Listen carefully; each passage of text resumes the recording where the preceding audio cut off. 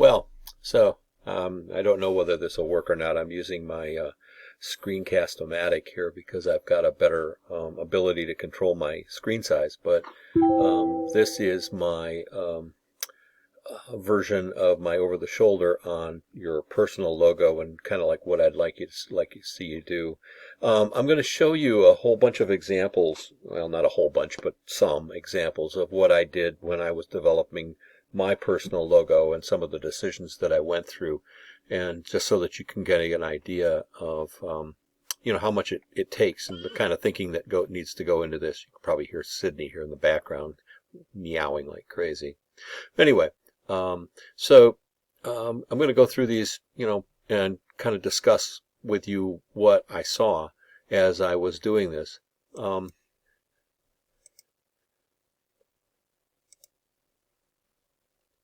Oh, it's kind of slow.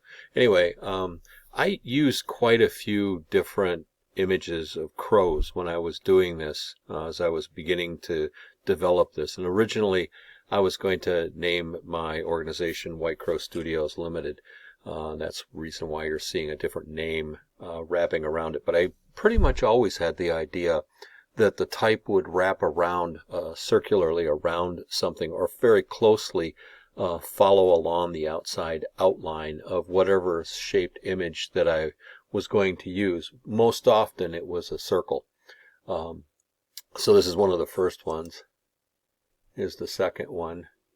As you can see, the crows varied in what they did. This one, I did a couple of different iterations of this. It's just the crow's head, and I never was really happy with it because to me it looked more like an aquatic bird or an albatross or something. It just never really worked, but it was one consideration. You'll see it again come up here in a few minutes. There's another version of a crow, but not in flight. It's just perched on something and looking off to the left. Another, perched one or standing on the ground. And this one was different because it employed the use of a diamond behind it instead of a circle. Like I said, these are all things that, I had looked at using. Another one, this is one of the first ones where the bird was flying and inside of the circular thing. Probably could have done a better job of locating where White Crow Studios was. But you can see, as you're working through sketches and things like this, things come to you and you realize, I need to do this, I need to do that. This is another version of the bird totally inside of the circle. And then the next ones coming up are probably a little more finished than the others have been. It's messing around with stuff, darkening things, doing things with it.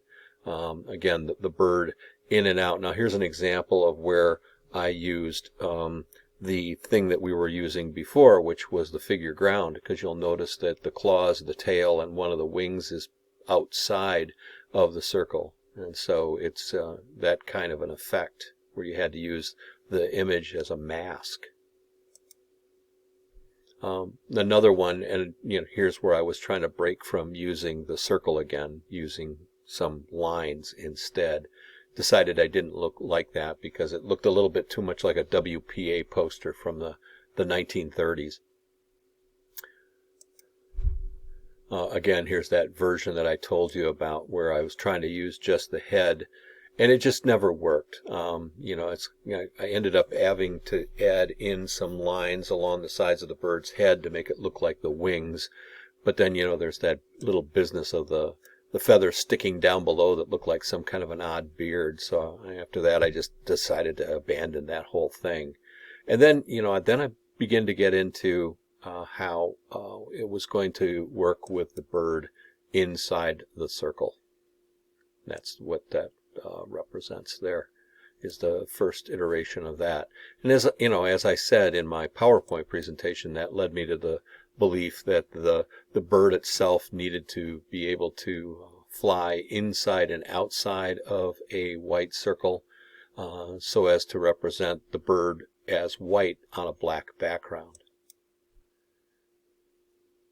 And then, the considerations that went into creating the bird itself. Like, was it going to be just in flight, or was it going to be in flight with its mouth open, making it look a little more crow-like in my estimation? And otherwise, the crow's wings in flight can look an awful lot like a hawk or an eagle. So I wanted to make sure that with its mouth open, it began to represent more of a crow. And then, the things that I went through in the PowerPoint presentation where I was talking about how I decided to turn the ring itself into the outside lines of a dream catcher. And then, the various birds that I decided to end up ultimately using. And then the one that actually came to pass. And then, of course, the final logo.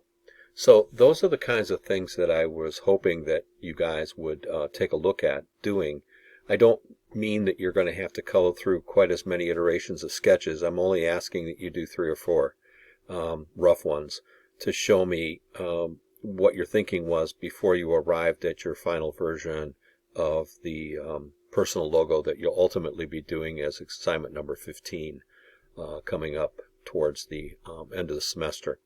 And of course, it's important because you're going to want to use it not only for your business card, but also for the watermark behind your pages in your portfolio. Anyway, that's all for this. I'll try to get this up as quickly as I possibly can here on Canvas so that you guys can see what I'm thinking. All right? Talk to you guys again soon. Bye.